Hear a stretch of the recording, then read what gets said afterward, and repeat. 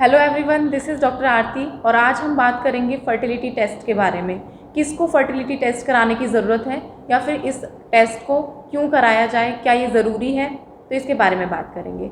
सबसे पहले, अगर आप 30 साल से कम उम्र की महिला हैं और आप अपने पति के साथ 1 साल से संबंध में हैं और इस तरीके से रहने के बाद भी अगर आपको बच्चा नहीं ठहर रहा है, आपको कंसीव नहीं हो रहा है, तो उसके लिए आपको दिखाने के लिए ज़रूरत है, गायनेकोलॉजिस्ट के पास जाइए और कुछ जो गायनेकोलॉजिस्ट हैं उसके लिए टेस्ट कराते हैं। जैसे कि वो हम आगे बात करेंगे कि क्या क्या टेस्ट होते हैं इसमें। इसके अलावा किसको ज़रूरत है, तो 30 साल से ज़्यादा की महिला हैं, 30 साल से ऊपर की जो महिलाएं हैं और वो अपने पति के साथ संबंध में हैं, 6 महीने से ज़्यादा हो गया है, तो उन्हें फर्टिलिटी टेस्ट की ज़रूरत है।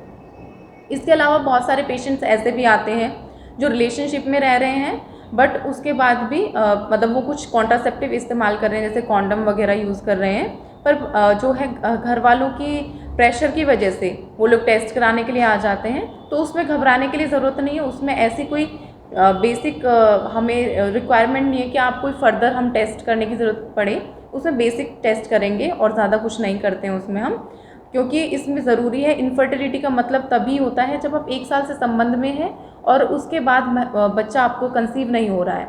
तो उसके लिए टेस्ट के लिए हमें बेसिक से शुरू करते हैं और आगे तक जाते हैं। फर्दर हमें कितनी रिक्वायरमेंट है, कहाँ तक जाकर आपको कंसीव होता है, उसके लिए हम देखते हैं।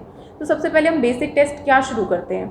सबसे पहले अगर पेशेंट आता है तो कॉमन टेस्ट होता है, सबसे पहले उसका CBC टेस्ट कराते हैं। HB तो कम नहीं है उसका, उसके साथ साथ उसका जो है RBS कराते हैं, उसका जो शुगर की जांच है वो कराते हैं। उसके साथ मदर का जो ब्लड ग्रुप है हम वो टेस्ट कराते हैं। अगर मदर का ब्लड ग्रुप RH नेगेटिव होता है तो उसके लिए जो हमें फिर उसके बाद उसके जो हस्बैंड हैं उनका टेस्ट कराना पड़ता है, ब्लड ग्रुप टेस्ट जो होता है।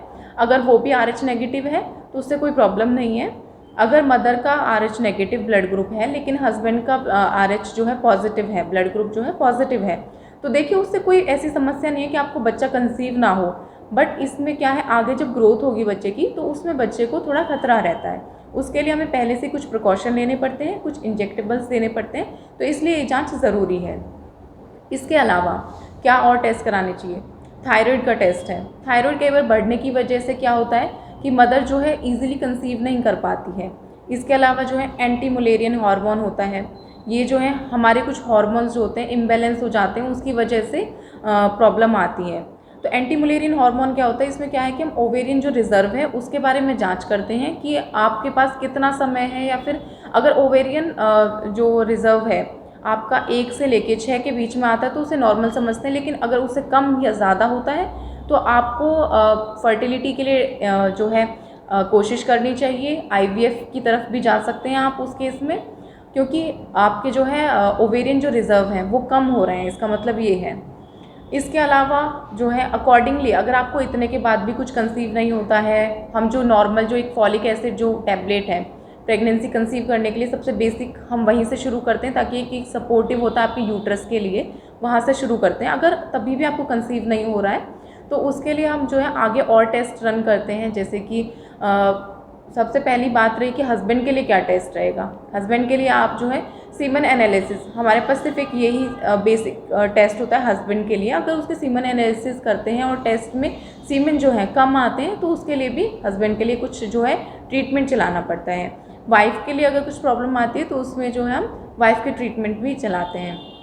इसके अलावा क्या हो सकता है, कुछ ट्यूबल ब्लॉक्स हो सकते हैं, ट्यूब्स जो है ब्लॉक होती हैं, उसके लिए हमें टेस्ट रन कराने होते हैं। इन सब अगर इनमें कुछ भी समस्या आती है या आपको इस तरीके से किसी भी चीज़ से आप गुजर रहे हैं या फिर आपने इस तरीके के कुछ टेस्ट कराए हैं, तो आपको फर्दर क्या टेस्ट कराने हैं या फिर क्या और आगे कर सकते हैं इसके लिए प्रेगनेंसी के लिए, तो आप इसके लिए गायनेकोलॉजिस्ट से ज़रूर मिलें। आगे के फर्दर टेस्ट के बारे में हम बाद में बात करेंगे। धन्यवाद।